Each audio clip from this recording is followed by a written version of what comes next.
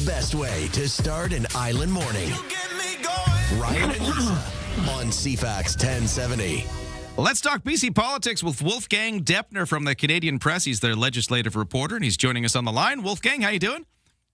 Hi, good morning. Good morning to you and listeners. It's great to get you here because we wanted to sort of take a look at the BC Conservative Party. So they've recently finished off their leadership contest, which resulted in Kerry Lynne-Findlay becoming the new leader. And now she's managed to kind of shake up the shadow cabinet, sort of her front bench. And we've got a sense of who she's moving where and, you know, what we can read into it. So let's take a look at this. We've got a few moves that are interesting. We've been looking at a few of her supporters in some pretty high positions. We've got Chilliwack area MLA Heather Maahs as intern leader, Prince George MLA Sheldon Clare in the opposition House leader spot. Macklin McCall is the whip. He's another supporter who endorsed her during the race. So is this all of the supporters getting rewarded? Well, not entirely, because Peter Milobar, one of her chief rivals, and it got real heated between the two of them during the campaign, is going to maintain his finance minister sort of shadow cabinet role, critic for the finance minister. So we've got those are some of the highlights. Take me through what all this means and what we can glean from all this. Yeah, so let's look at the leadership team first. And the changes that we saw announced earlier clearly signal Kerry Lynne-Findlay's stamp. She's trying to put sort of her people into key leadership positions, starting with the House leader. So Sheldon Clare is now the new House leader. We have a new whip, and we have a new interim leader. And as you said, all those three of those names, McCollum, and Sheldon Clare, they all supported Kerry Lynne-Findlay during the leadership campaign. She has, however, retained much of her shadow cabinet, and those are the MLAs who keep tabs on the various ministries. And you already mentioned the key figure here in this, and that's Peter Milobar. Peter Milobar remains finance critic, and his supporters, those MLAs who supported him during the leadership campaign, also retain their specific portfolios. And I actually think that's a smart move. One, it retains their expertise. It shows that Findlay trusts these individuals to keep doing their job. Just imagine the stories we'd be doing if, let's say, Peter Milobar were to be moved out of that finance portfolio. More importantly, I think it signals it's a sort of a signal to the other parts of the party that, hey, look, we're all on the same team here. You might even say it's a signal of reconciliation. So on one hand, she has made some changes to reflect, to sort of reward those who supported her. But on the other hand, she's also smart enough to know that she needs everyone on the same page here. Talk about Ali Warbus, another interesting member of the BC Conservative Party, and where she's ended up and the changes for her. Yeah, so that's a really good question, and it's I would say it's actually fairly complex, and I think what we saw with that change is Findlay responding to some of the perhaps more radical voices on the right side of the political spectrum generally.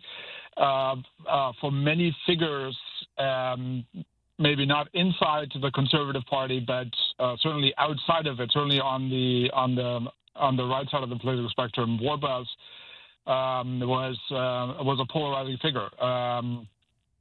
People like Paul Ratchford and others who were once part of the Conservative Party, but then sort of drifted further to the right, have always taken shots at Warbus for being sort of not being part of the party, and there are some pretty how should I say this? Pretty nasty overtones in the criticism that was aimed at Warbus over the past few months. Warbus being, of course, the daughter of the former Lieutenant Governor Stephen Lewis Point.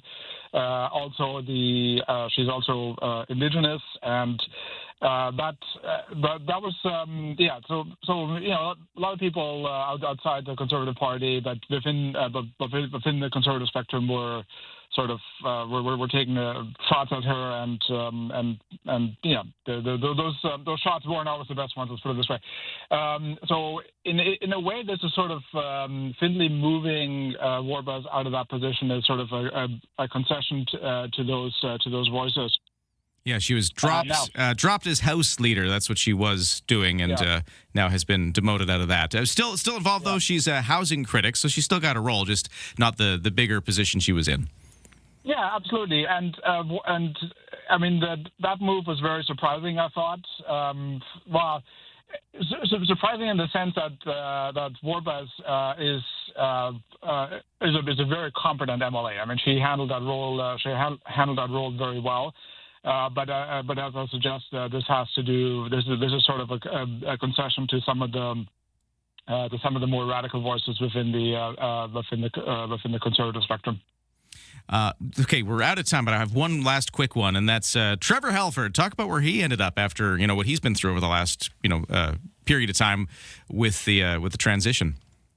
Yeah, so he's going to be sort of looking at transit and ICBC, and Halford is an excellent MLA. I mean, he did a really good job leading the party after John Russett's departure. Yeah, he was the interim leader over this period of time. Yeah.